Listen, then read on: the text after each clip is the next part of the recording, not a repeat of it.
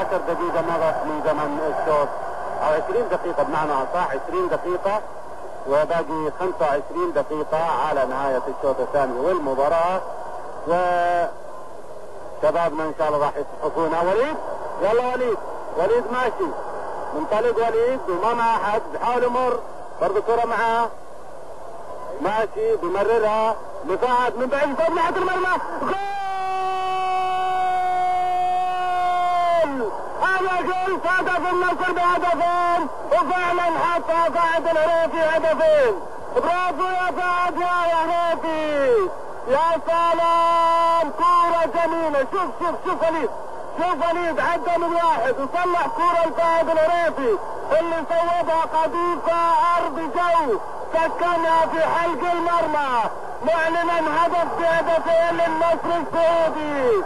برافو فهد العريفي، يا سلام.